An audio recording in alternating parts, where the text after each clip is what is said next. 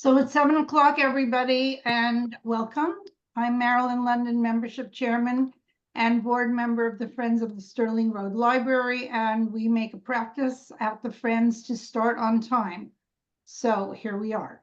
I see we have a nice audience tonight, and I would like to thank all of the people who are actually friends of the library, and a special thank you to you from like all over. I see Sandy from Toronto, and I see everybody from all over the country and Canada, and it's wonderful to see this. So those of you who are friends, thank you for making this possible for us to have Shelly and Batya and you know, all the facilitators that we do have. And if you're here for the first time or as a guest from time to time, welcome. We're happy to have you. And for those of you who are not friends and would like to be a friend, we certainly look forward to you joining us. It's $10 a year. Go to www.stirlingfriends.org and join us. So again, we have Shelly and okay. Shelly is taking us back to India. I can't even pronounce his name, so I'm not even going to go there. And this is the classic, and really quite the classic. So before we do, everybody, please put yourself on mute.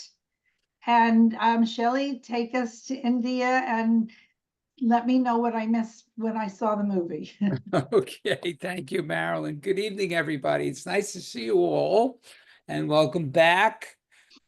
So tonight we are doing, it's not just a classic. I mean, this is one of the most important films in cinema history, Pather Panchali, or The Story of Apu. It's from 1955, and it is by one of cinema's probably master directors, probably the greatest director that India has ever seen, Satyajit Ray. And I would be remiss if I didn't give you his background and how this film came about, discussing what made this film happen. And when I do, you'll understand why it was just extraordinary for India at this time, but also it was the first Indian film that really showed us India, that really portrayed India in a natural light.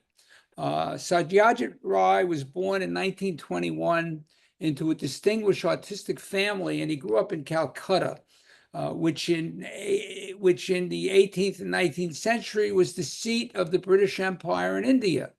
The merger of the East and West gave birth to the Bengali Renaissance and to the educated middle class, of which Ray and his family was an integral part. This fusion of East and West is deeply embedded in his art. He attended art school created by one of India's greatest writer-philosophers. His name is Rabindranath Tagore, very famous philosopher, poet, writer, and especially important because he won the Nobel Prize for Literature in 1913, the first Indian to do so. So this is a very important moment in Indian history, and he became Satyajit Ray's teacher. And he not only was the first Indian to win the Nobel Prize, he was the first non-European to win the Literature Prize. Tagore was perhaps the primary influence on Satyajit's sensibility. His education imbued him with traditional Bengal Indian culture, along with significant aspects of Western art and culture. In his 20s, during the 1940s, Ray worked professionally as a commercial artist. He co-founded a cinema society and wrote film reviews on the side. He became very enraptured of film from around the world, anything he can get his hands on to see and show to his classmates. For a number of years during this period in the 40s, he thought about making a film based on, you'll forgive my pronunciation because these names are long, Bibhutibhushan Pandopadiya had written a famous semi-autobiographical Bengali novel entitled Pather Panchali, and it translates to The Song of the Little Road. The Song of the Little Road. It was published in 1929. It's been translated into English. Ray was greatly influenced by one particular director, another great of cinema. And if you haven't heard of him, I always advise people to look him up. And if they can, to see, as I've shown a number of his films. His name was Jean Renoir, the son of Pierre-Auguste Renoir. And he was influenced by 1952. He often visited Renoir, who was staying in India, in his hotel room in Calcutta during the evenings to discuss film. And Renoir was the first European director who warned Satyajit against Hollywood influence in Indian films. He said, do not make a Hollywood film if you're going to make film in India. Renoir had noticed how the Indian film industry, and this is important to understand with the making of this film, he had noticed how the Indian film industry was churning out melodramas. You're all familiar with sort of the Bollywood film idea to cater to the taste of ever-enthusiastic Indian public. But he was optimistic that better films were going to be made, and he blamed the current state of affairs on the Indian directors who found more inspiration in the slick artificiality of a Hollywood film than in the reality around them, Regarding filmmaking, Renoir said that a filmmaker need not show a lot of things in a film, but to show only the right things, Ray began filming Pather Panchali in 1952, but he did it on a shoestring budget, which forced a number of delays while he sought additional funds, and the production was only completed 3 years later. Now, I want you to understand there were kids in this film, and that 3 years was crucial because, although the film was shot mostly in sequence, the delays presented concerns given that the two of the key performers were growing children, and Chunabala Devi, who plays the old lady, was of frail health. So they didn't know if she was going to hold on. On top of that, Ray's cinematographer, his name was Subrata Mitra, who would become his cinematographer, was completely inexperienced. At the beginning of the production of this film, he was 21, and he had never held a movie camera in his hands before. Think about this in what you've just seen, in the film you've seen. He never held a camera in his hands before. Nevertheless, the cinematic expression in the film, both the cinematography and the editing, is extremely good and an important component to the film's success. There are constant, just by example, if you think of the film, there were constant short tracking shots, panning shots, follow shots that maintain the pace of the film, and numerous close-ups were interspersed between those shots with medium shots to maintain a visual, what we call a visual dynamism throughout the film. The film gives the appearance that it was shot entirely on location. You couldn't tell if it wasn't. And the fact is, there were some studio scenes that are seamlessly woven into the presentation. That's how good this first film was. In addition, the soundtrack, which includes both contextual sounds that Ray used, as well as the background music score, is a crucial component in that it evokes the changing emotional atmosphere in the film, the sound of the crickets, the sound of the wind, the storms, all of these things are natural sounds that he incorporates. Now, here's a great one for you. The musical score was produced by the noted sitar musician Ravi Shankar. Ravi worked with Satyajit a great deal throughout their careers. And the haunting main musical theme should resonate with you in your mind long after the film is over. Now, this is part of a trilogy. I mentioned it before and I mentioned it again. But each of the three films expressed a different cinematic style and conveys a different mood. So if you continue with the trilogy, as a result, each of the three films can stand alone as a distinct work of art. And yet, when taken together, they combine into an even grander narrative because we follow the life of one person. If you think Boyhood was the first film that did that, or The 400 Blows, no, it was this one. Although he didn't use the same actor throughout. And although he wanted to make the story of Apu his first venture in filmmaking, he had even he himself had illustrated an edition of the novel and admitted to lacking firsthand acquaintance with the milieu of the story, but he managed to illustrate the story and publish it as another book.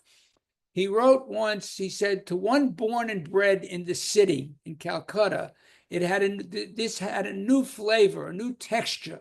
He said, you wanted to observe and to probe, to catch the revealing details, the telling gestures, the particular turns of speech.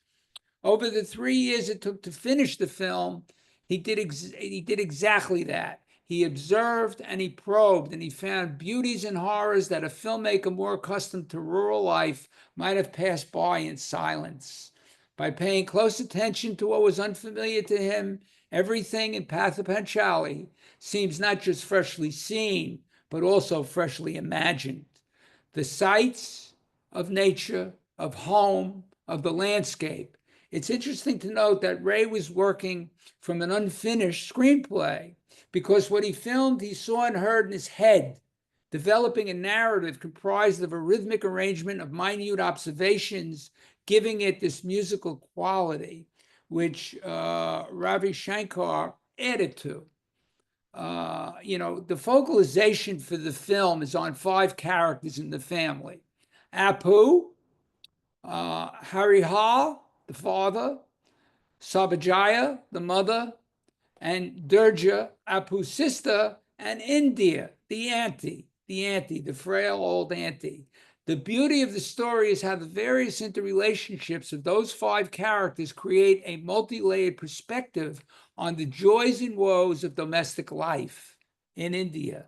As such, the film stands as one of the great and poignant cinematic expressions of family experiences. Although this is the story of Apu, the opening sequence introduces us to the Ray family just prior to the birth of Apu.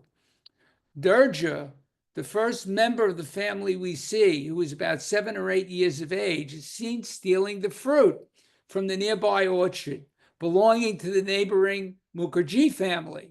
And we see Mrs. Mukherjee complaining bitterly to Sabajaya that Durga has a poor upbringing. Undaunted by such accusations, Durga always passes some of her stolen goods, and I love this scene at the beginning.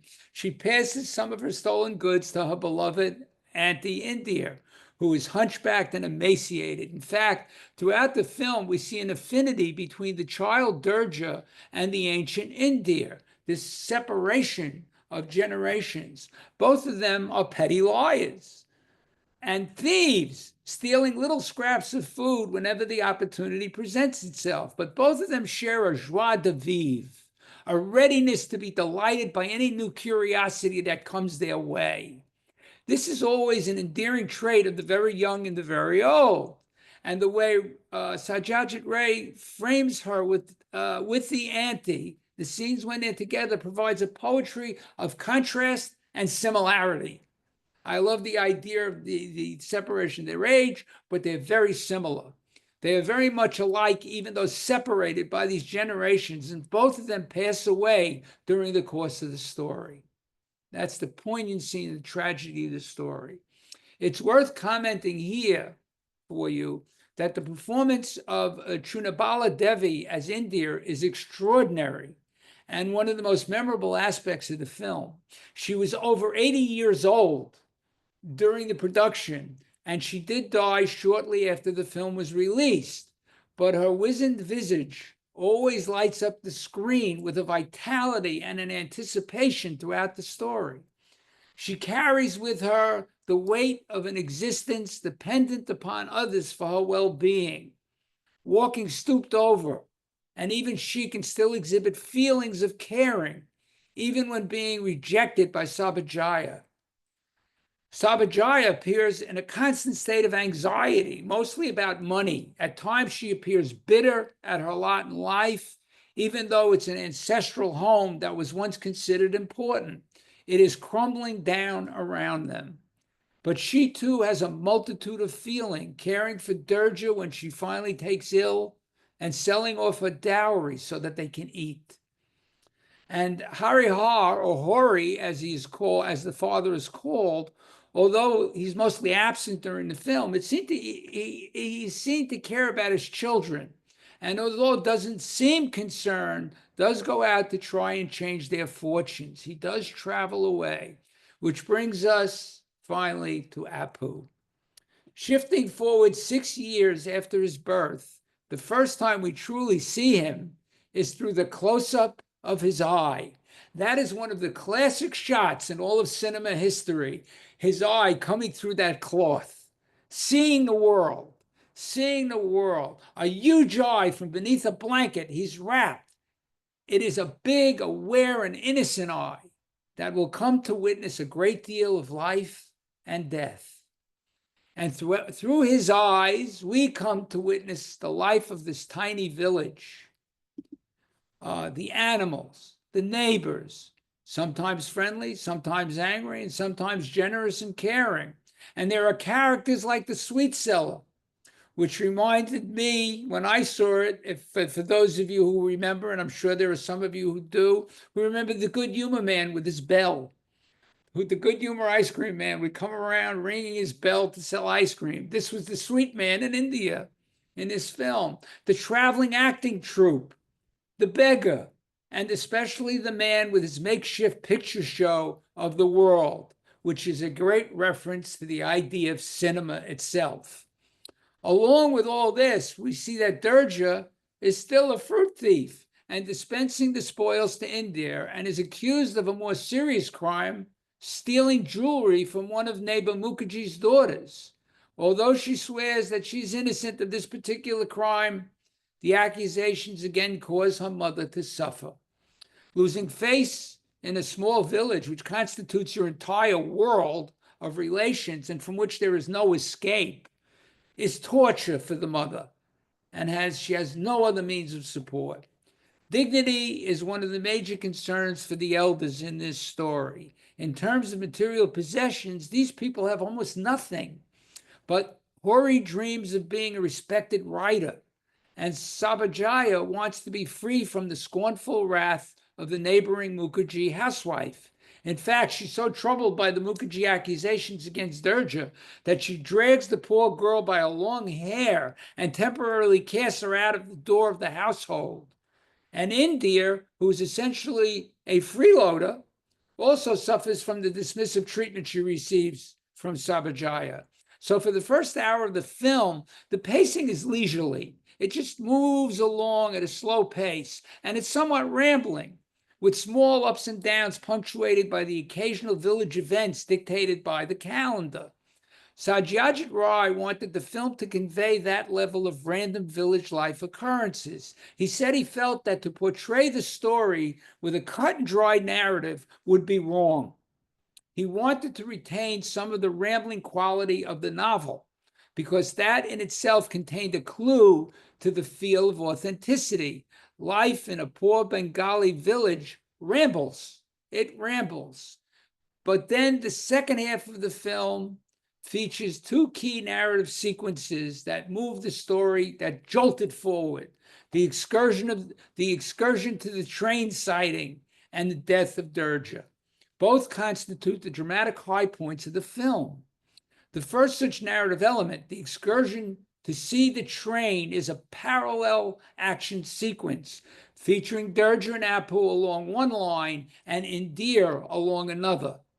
After watching the performance of the Jatra performance, Apu raids Durga's toy box and dresses up like one of the performers. Durga is annoyed and they have a spat. Apu, who we know idolizes his big sister, is terribly disturbed. He's hurt by Durga's reaction and doesn't know what to do. Durga runs out into the fields, which open out like a gateway. Again, another marvelous shot that opens the world up for Apu. which opens like a gateway to the world beyond the village. Knowing that the worshipful Apu will follow her, she leads him a long way to where the railroad tracks are. And then she waits. They wait. In due time, a railroad train, which Apu had never seen, comes hurtling down the tracks. A wonderfully thrilling and almost magical phenomenon for the astonished children. When you see this sequence, you get the feeling of the rapture that these children must have felt at the sight of the train. They really express it.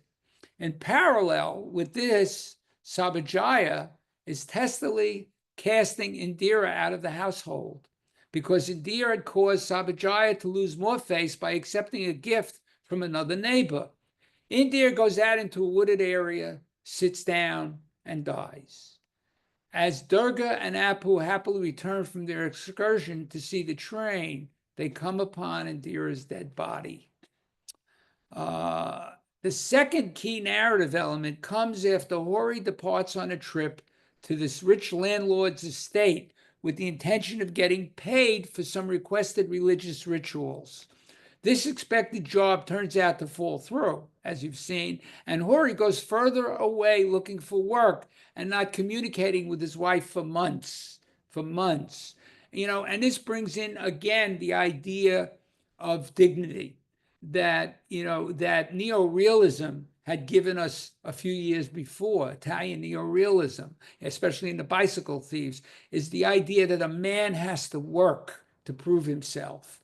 And Hori wanted to prove himself, and he also wanted to take care of his family.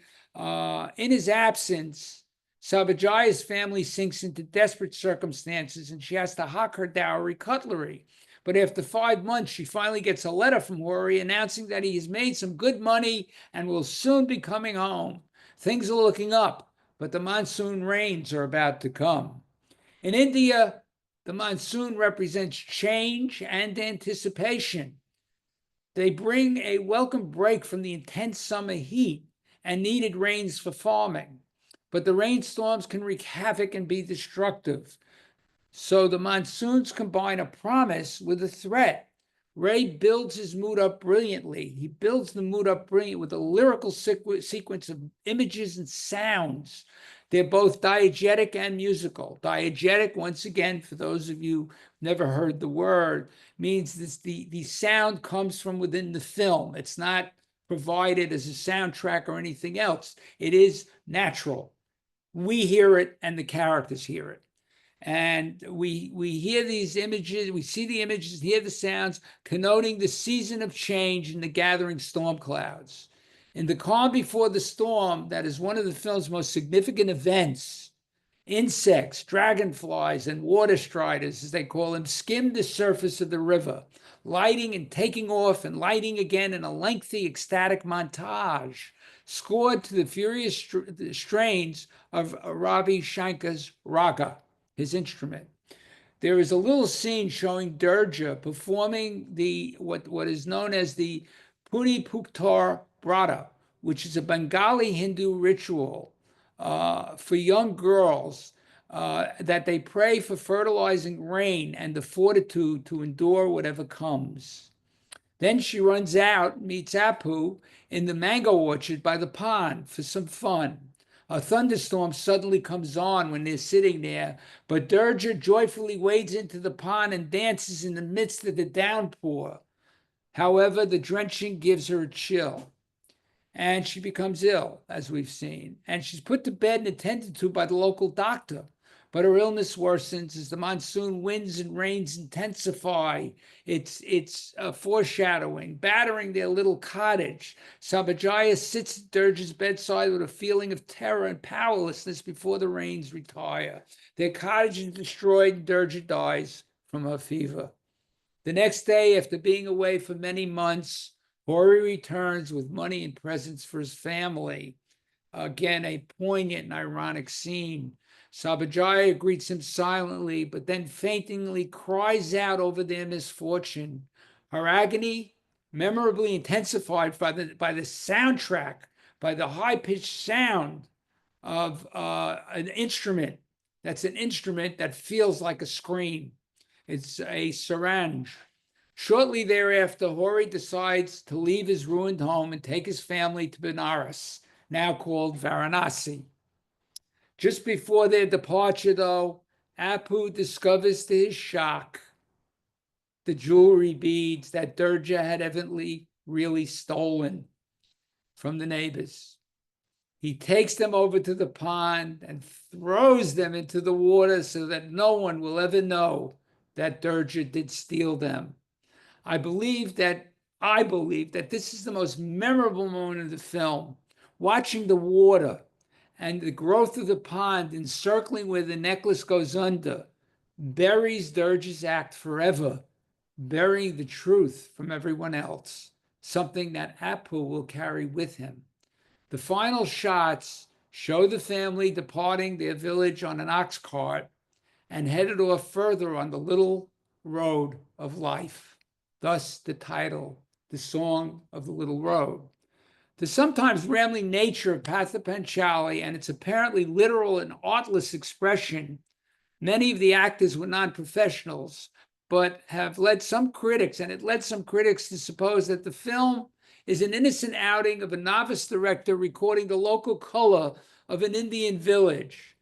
But this outstanding film is anything but artless, and a study in cinematography, editing, and overall composition that is well worth this effort. In fact, after the long stop and start process of shooting the movie, Ray wound up editing it rather quickly to meet a deadline for the May 1955 screening at the Museum of Modern Art in New York. That was the first place the film was ever shown. The Museum of Modern Art in 1955. The film was well received in New York, even without subtitles. It didn't have subtitles. And in Kolkata, where it did good business later that year, it went on to the Cannes Film Festival in 1956, where it won a special prize for Best Human Document. When it opened in New York in 1958, officially, it ran for 8 months at one of the city's premier art houses.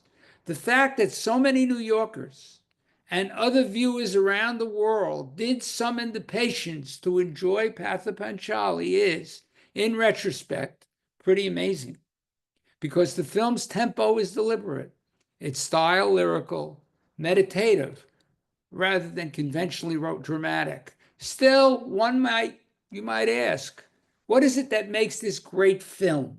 What is it that makes this such a classic? Is it anything more than a rambling slice of life story about impoverished conditions in India, as some Indians I have known have complained to me? In my view, what makes it great is the manner in which Ray has woven the stories of 5 people, Hori, Sarabhajaya, India, Durga, and Apu, into a single beautiful tapestry. In this respect, it differs from existentialist films, which tend to focus on the challenging world as seen by a single answer-seeking individual. In Pather Panchali, we have the existential perspectives of all 5 of these people interwoven together. We can empathize with and understand each of them.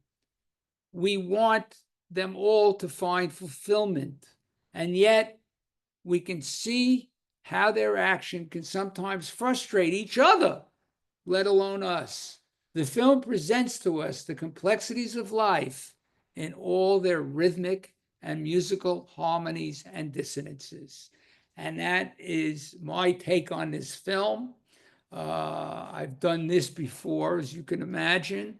I find it to be one of a special film, which I do have a question for you all, because it's something that I will have to consider. That if you would like to see the other 2 on your own, that's fine. Or if you'd like me to cover them, I will over time, not all together. I will present it maybe in the fall and then deal with the final one later on to give you time to ruminate on these films and then to see how they're different, to see how they stand alone, yet taken in totality are one of the most marvelous trilogies ever created. So now, after all of that, I'd like to open it up to the arena and hear what you all have to say, how you felt about it. Give me your ideas, whether you liked it, didn't like it, what you felt, how you could relate to it. Did it open your eyes as it did Apu's? I'd like to know. So you have the background. Who wants to go first? Somebody? Anybody? Thank you, Sandy. You have to unmute Sandy. Okay. Sandy, you have to unmute. Yeah, she's trying to. Oh, okay. I thought she was talking. You know, she's trying to unmute. Okay. Can you get, Okay. there you go. Hi. So I did watch all three. Larry and I watched all three films, and we watched them one day after another. Oh, wow. I watched them because the first one Larry didn't like as much as I did. By the second one, he had caught up to my feelings, and by the third, we would have watched them all again. In addition to agreeing the things that you said, what compelled me was, and it was I'll speak to the first one, but I would equally speak to it for the second and the third. They use what I see as the elements of good filming, where cinematic control was incredible. The uses of the way they film the characters, something so simple as that, what I call the Indian shrug, the lifting of the shoulder and the slight turn of the head, which tells you about the whole society almost, and the way they face information. So cinematically, the soundtrack, which included natural sound and Ravi Shankar, I thought was brilliant in moving along the narrative. So you had cinematics and the soundtrack moving it along. And then you also had the incredible script, what they chose not to say as much as what they chose to say, and relied on the cinematic to fill in for the script. And I thought that was brilliant, brilliant. And it caught me from the beginning. So whereas it started very slowly, I was very caught up by the cinematic and the soundtrack, and the characters began to blossom. And so I have to tell you, for those of you who haven't seen the next two, you are in for such a rare treat of humanity. And you will see slight differences, but it also lends itself to time. You see the passage of time and how time is affected, not only what happens to the characters, but what happens because the time has changed, because it's moved on. And this was incredible. And that the cinematographers, that this was his first film, is hard to believe, because it was so spectacular that it was totally engaging. Terrific, terrific. Thank you. Yes, and I will tell you, you know, what, for those of you who want to move on with this on your own, it's not only the passage of time, but it's also what's happening in India as it progresses. You know, the second one moves on to Varanasi, as I said, and we see now they're living in a city, basically. And we also see his growth. We see Apu's growth. We lose characters along the way. I mean, it's a great epic.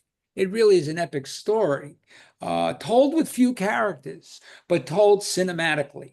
And you see how the cinematography changes from each film, because he becomes more adept. The cinematographer becomes much more adept, and Ray is much more confident in his direction. So you see the growth of the director, and now he did other films in between, interestingly enough, but you see his growth, and you see, I mean, as far as cinematic history is concerned, it's a marvel in terms of looking at these three films. Thank you, Sandy. Marilyn? Which one, me? Yeah, didn't you want to go? What did you? No, but I do have a question. Could you tell us the names of the second and third? Yeah, the second one is a paragito. A paragito. And the third one it's is finally what is it? Oh, I will let me. While you're looking, was Apu an actor or was he, is this like, he was absolutely adorable. Oh no, not at all. He was a child that he found for it. How did they get so lucky? Yeah, well, that's one of the things. I mean, he literally went and looked for a child that could convey what he wanted to convey. All in the eyes. Yeah, it's all in the eyes. The last one is the world of Apu, is literally the world of Apu. Okay. Because he is now fallen into the world, but it's a touching, tender story that will really grab your heart by the end. Thank you. Yeah, it's terrific. Okay, Jackie. I absolutely love black and white. It's my absolute favorite. And the thing that always amazes me is how people think it is literally black and white, but they don't pay attention to realize all the shades that are in there and the values. And I thought that was terrific. I did think the close-ups, particularly on the face and some of the expansive, the tightness on the faces and then the expansiveness of like the fields was absolutely terrific. Today, I talked to somebody who said they loved the little boy when it was a comic relief when he came running in with the letter, yelling about the letter, even though in reality it wasn't a comic kind of thing. It's because she really needed to hear from her husband and figure out what was going on. And Larry actually brought up too, Shelly, you've given us 2 movies where the poor guy, it had everything stolen from him. First off, it was all the cows. And then the second one, it was the orchard. It's like, surely to God, the Indian guys managed to keep something. But anyway, it was cinematography I thought was absolutely fantastic. In a way, Sandra, it would be interesting to see the others, but I'd have a hard time because I kept thinking, oh my God. So it was interesting and we really liked the cinematography, but I'm trying to think of how you said, Shelley, that it was slow and then it builds. I'm still working on that one. Yeah, well, that second half, you have those moments. I mean, you gotta, this is the pace of life. Everything doesn't come at once. It doesn't, we get the storm sequence, we get the, Dirge's death is quiet, but it's still a moment. It's still a great moment. It's her death, and looking at her even earlier in the film, she's like a photograph come to life. She moves so slowly that you feel you're looking at a photograph, and then all of a sudden she's moving. You see what she could do. The way the camera captures her, I thought was wonderful. And these people weren't actors. We were looking. Well, I will tell you that Durja, the actress who plays Durja, does go on. She did go on to a career, as did little Apu.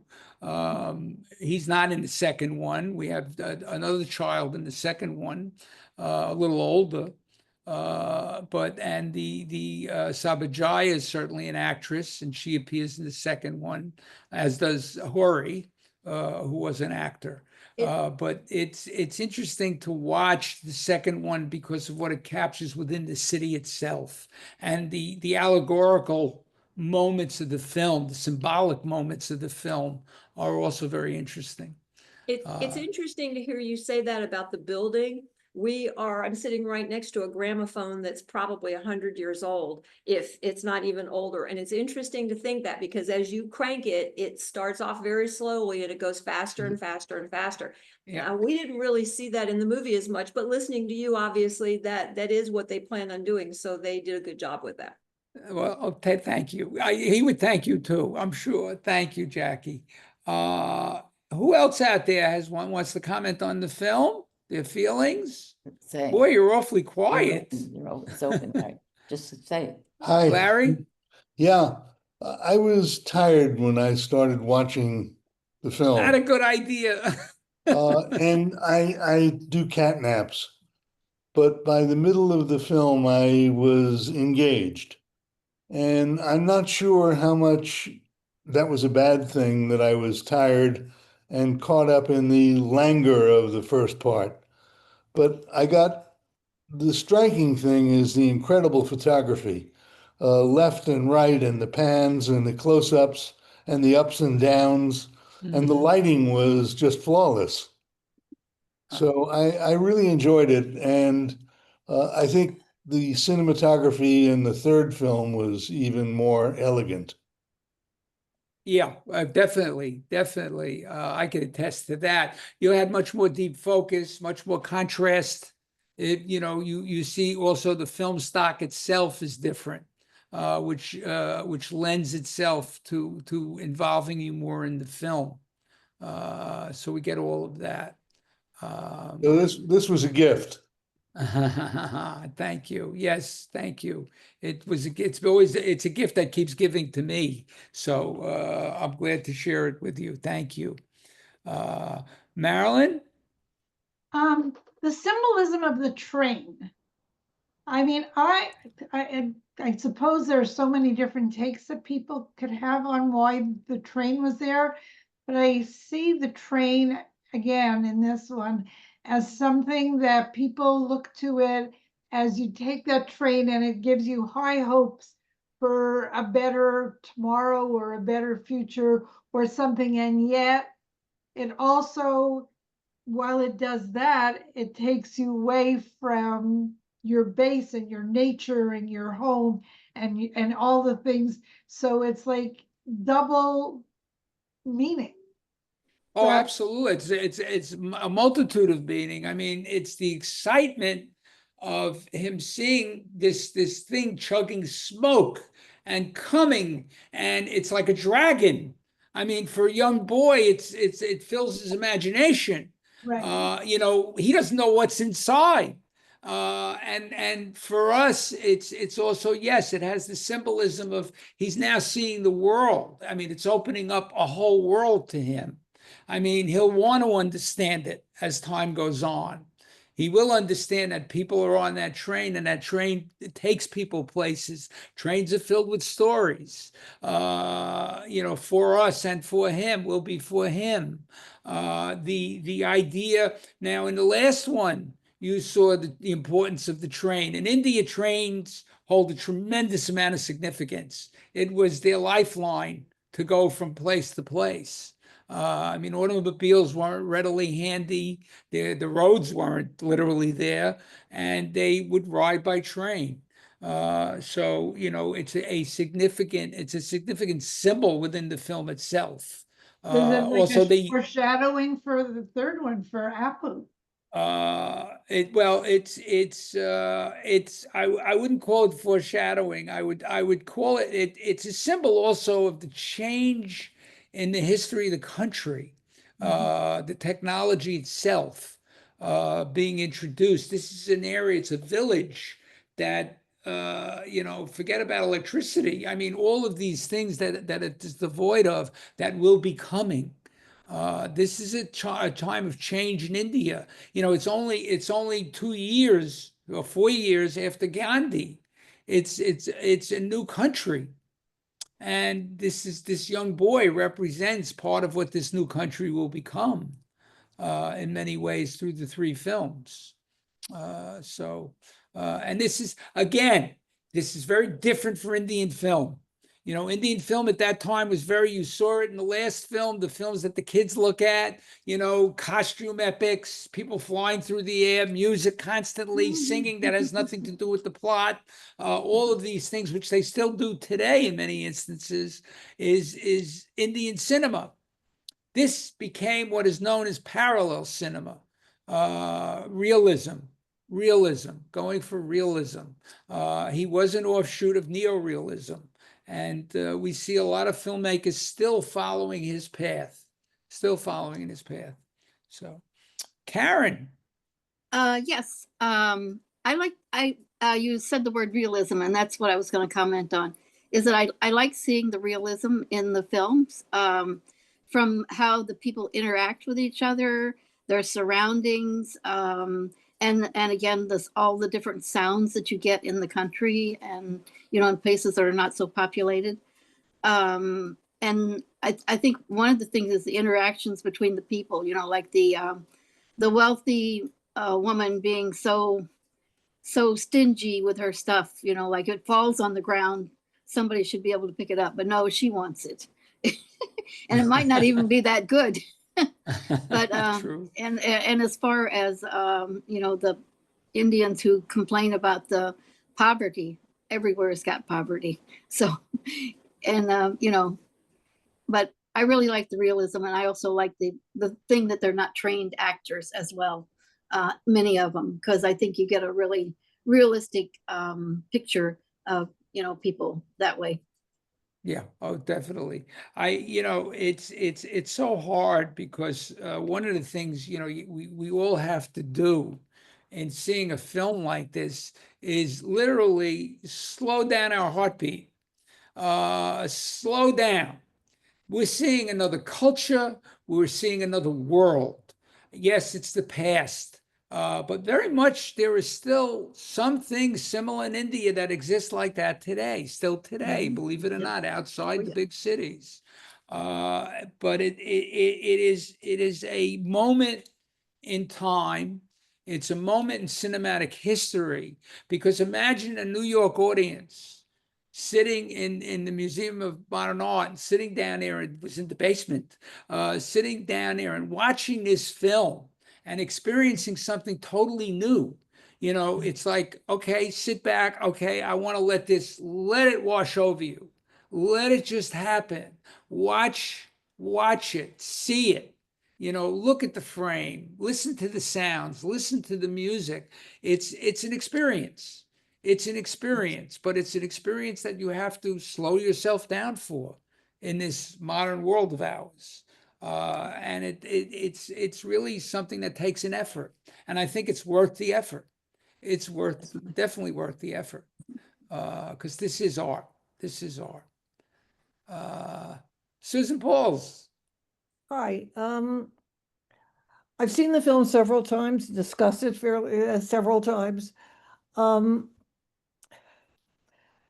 I guess I'm approaching it from a standpoint of being an older woman, and the treatment of women in this film I found very difficult to watch, because it seems that the women are used and thrown away, essentially, while men are given respect as elders in the community, and the poor woman is left to beg for food and so on. And it really upset me this time, because I guess I'm identifying with an older woman. What would I do if I didn't have money and Medicare and all of those things? That's such an interesting way to look at the film. I mean, to relate and deal with your world versus the world you're looking at, and let it resonate. It resonates with you in the feeling of, I can relate to this woman, and if I didn't have what I have, what would happen to me? I think it's great. I think that really plugged you into the film this time. Formerly, I identified with the mother. Right. And now I identify with the grandmother. With India, yeah. Thank you. That's very interesting. Thank you. Jackie, you had something? I did have one other thing that I forgot to say earlier. One of the things that I did really like about it was the passage of time and how he reflected the passage of time. It's easy to say, I haven't heard from my husband in 5 months, but if you watch the kittens, as the movie progressed, the kittens got older and older and bigger and bigger. And we both noticed that a lot. And I thought that I thought was a really good way of showing the passage of time. Yeah, but that's filmmaking. That is great filmmaking. Don't say it, show it. You don't have to hit people over the head to make them look into the screen and realize what's happening. Realize that passage of time. Realize, I mean, when that when he throws that necklace in the water, it's literally a heartbreaking moment when you think about it, because it's, first of all, for him, it's knowing what his sister has done, and knowing that he will take that secret with him forever. It's sad. It is sad. It's a sad moment, but one that he refuses to let the world know what his sister did. So it is an important moment in the film. It's a sort of coming of age moment for him at that point in time, which is interesting. Marilyn and Mel. Yes, hi. I have a couple of points.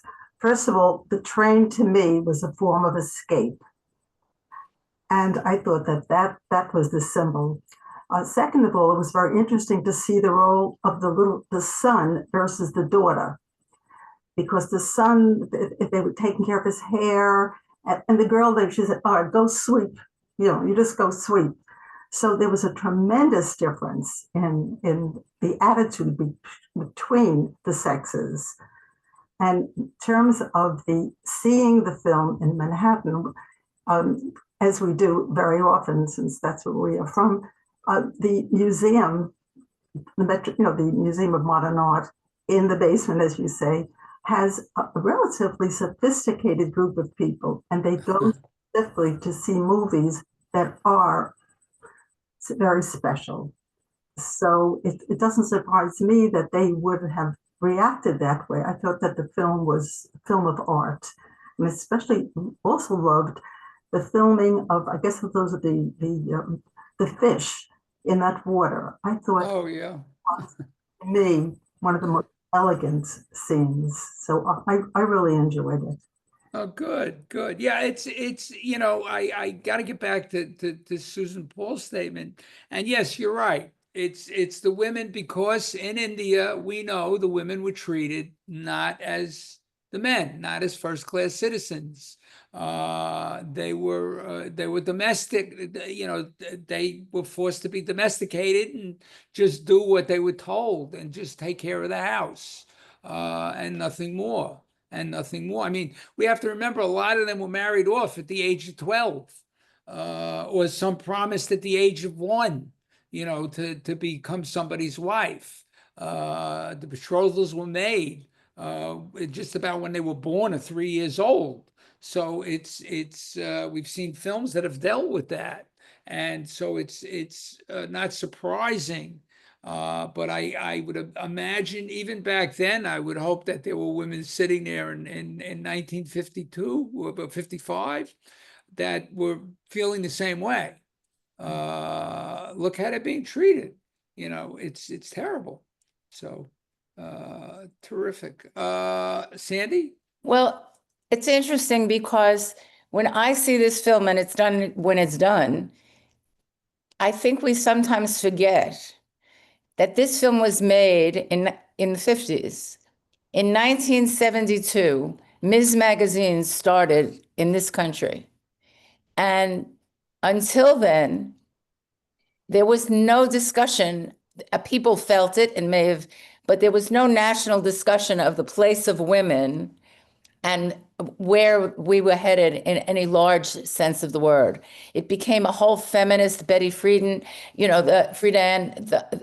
I think when we see a film sometimes and we put ourselves into it, we have to remember that the virtue of the film sometimes is that it lets you see that in the world where we fit and how we've evolved and where another culture is. I mean, if you think about the roles that women and men had in India then, it was very different from our culture, but not so different in the way men and women were appreciated. And I think that the advantage of a film like this with the cinematography is that it makes you feel the place, that it gives you a sense of place. I mean, I believe that none of us have experienced living in rural India. And so it tells you that the place somehow conditioned certain things. But if we were looking at ourselves in the United States in the 50s, we were living in cities. And while we didn't have Medicare and other things, the fact is we did still have mobility that they wouldn't have had in India as a society. So I think it's important to sometimes equate where we were in what we're watching. Yeah, well, without question, but it's funny because we have to think about Durga. Durga's rebellious, okay? She's a rebellious child. She's also got a sense of a joie de vivre. She's when she's dancing, when she's feeling alive, we have to think about, he kills her off in the film. Had she lived, what would she have become? There were women in India who became outspoken, who did rise to the top. Would she have been one of them? Would she have been a rebellious hippie type? What would she have become? And that's what we have to think about. What happens? She was cut short. A life that was cut short that had promise, and he gives it to the female. It leaves you thinking, about that. And then we see India, who is neglected, and her life ends because of neglect. So we see those two sides. That's why at the beginning, I talk about that contrast between those two characters is so important in the film. And they're female characters in the film. They carry weight. They carry a great deal of weight. And at a time when women didn't carry that much weight in these films, they were just ornamental. So anybody else? I think Carol. Carol's wanting to say, but Yeah, Carol, Carol, you unmute. Carol, you're muted. Yeah, you got on mute. Just trying to find it. I muted her, so let me see if I can unmute her. There we go. There we I go. unmuted. So you're talking about character development. I thought it was great that he had the one who should have been suffering the most, one of the happiest. The auntie was, you looked at her and you just felt her suffering because of her stooping, her emaciation, but she was a happy person. And she gave that joy to the daughter. She passed that back and forth. I mean, yes, she was neglected, but most of the time she was smiling or she was laughing. And I thought that was great that he had a character like that, who, I guess you look at the mother and she suffered from the beginning of the film to the end. Yeah, she's a suffering mother. But but India wouldn't be that way without the balance of Durga. Right. You need both of them. Right. She wouldn't have been, she's a confidant of Durga, as Durga is a confidant of her. They understand each other. They are, they are in a sense the same 100 years apart. I mean, this is who they are, it's a conspiracy of hearts between the two of them. How did the mother develop to be the kind of woman she was? She was a miserable person. Well, yeah, she was. Well, there was a fall from grace. We have to understand that this family was a fall from grace. Hori was important in the village at one time. His family was of importance. So there was a fall from grace with this family. Right. And that's him fighting for his dignity and she having to deal with that. Well, she suffered more than anyone else. Yeah, probably. And she passed it on to her kids. Larry? One of the terrific things is the universality of the characters. Although the culture is so different and the setting is so unfamiliar, and we learn from that, but we all recognize the dreamer father who is not going anywhere. He's not going to build a career. He's not going to support his family. We have acquaintances who have kids like that or recognize that in other people. each of the characters are recognizable, even transferred to our culture. Oh, absolutely. Absolutely. I mean, you look at what are the great expressions within literature, within theater, within film. At that time, well, a few years before, you had Death of the Salesman. You had stories of that, of people dealing with their dignity, of families being torn asunder. This is the greatness of literature, the greatness of film that we see is in telling these kinds of stories. We can't look away. We don't want to, you shouldn't look away because we're looking at ourselves. We're looking at our society. We're looking at humanity. And it's not different anywhere else. It's not different in China. It's not different in India. It's not different in Russia. Humanity is humanity. Emotions are emotions, and feelings are feelings. And I think this is what these films express to us and make us and bond us in a community, in a larger community. It should make one say, gee, if I go to India, those people are going to understand me, even though I don't speak their language. You hope. It gives us hope in that. So thank you. Mel, did you have something? Find out that we can't judge another culture from our culture. Yes, we women's lib, and I believe in women's lib, but these people were very happy in their whatever caste they had. Now, of course, there's a caste system in India. We didn't even talk about that. But as far as women were concerned, they were very happy in their role. They knew what they had to do. They knew that they had to take care of the children in the house and maybe also do the farming. So, and this was their life. But in our society today, think of all the unhappy people that we have that don't even know what their responsibilities are. We have the young men, they're floundering. So you have to be very careful when you judge other cultures. Well, yeah, you can't judge. We judge. You shouldn't judge, but also understand that it's not that these people are happy with what they have. They're unaware of what they don't have. They're unaware of, the same way Apu sees that train. He was unaware that this thing existed. And when he sees it, it changes him. It's going to change him. And that's what happens in our society. And people can't keep up with the changes today. And we have governments that are not exactly, cooperative with society. So there's another fight, which I don't want to get into now. Anyway, but it's there.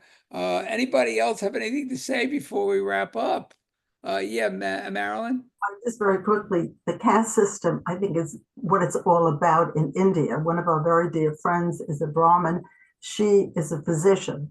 So you have your the untouchables, and you have the Brahmins and everything in between. And I disagree with Mel. I don't think that woman was happy. I mean, she had no money and she had no correspondence with her husband. I don't think she would have been happy, but I really feel that in India, it is all caste system. Well, not so much anymore. I mean, it was at that time, yes, the caste system, but in these villages, you really didn't have, because not every village had what were known as the untouchables. They existed in different places, but this was a small village that he uses, and I think he wanted to get away from that part of the situation within the film itself. Barbara, Kate? He mentioned in the film, the husband, that he had a job, but he was worried about the fact that involved a lower caste, and what would people think about it if he did take that work. Yeah. Yes. So it was even there in the within the story. Yeah, absolutely. It was there. It would be beneath his dignity, so to speak. Yes. Yeah. Yeah. And, that's pretty hard to think about because he was obviously living hand to mouth. Yeah, yeah. He was Very brought up bottom, to and think he then was special. afraid to take this job. Yeah. I mean, we have to think he was probably brought up to think he was special, to think he was above it all. And now, well, you're not. And this Well, is at what least you're happens. above the class below you. you Yeah. know. Well, There's- yeah, if you you're could, always- if you could look at it To that look way. down on someone. Yeah, but not judge, you know. Okay, anyone else? Well, this was terrific. I am glad that you appreciated the film. And maybe some of you will want to investigate further. But I do have a film coming up in June. I will be, I at the end of the month, at the end of June, I have a film for you. It's called, well, you'll see, it's called Marguerite's Theorem. Marguerite's Theorem. It's available on Kanopy, available on, I think it's also available on Amazon. It's available in a few places. It'll come out in the newsletter for the library. Also, I'll be announcing it as well on my newsletter. But it's a terrific story, a terrific modern day story about a brilliant young woman who suffers a kind of comeuppance. And No, but you'll we're see not what I gonna mean. talk I'll early explain it enough. more in my newsletter. So look, I think I it's on found it. June. It's what is it, the 29th or the 26th? It's the 26th. 26th of June. So we have a On month. Prime. You get a Yeah, month 26th. reprieve from me. But I will look forward to seeing you then. Could you say the Uh, film's name again? Marguerite's Theorem. It's on Prime. Theorem Yeah. or serum? Theorem. Theorem. Theorem. THEOR. As in THEOREM. mathematics. As Oh, in great. mathematics. There, yeah. Well, we're all looking forward to it. Meanwhile, Shelley, you have the best time on your cruise. Well, Thank you. you. We'll be looking forward to seeing you again Me. on the 26th of June. Thank you. Absolutely. everybody. You guys have a good month. Have a happy Father's Day, you guys. Oh, happy Father's Day. right? Yes. And I will see you at the end of the month. Take Take care. care. Be Nice well, seeing- stay safe.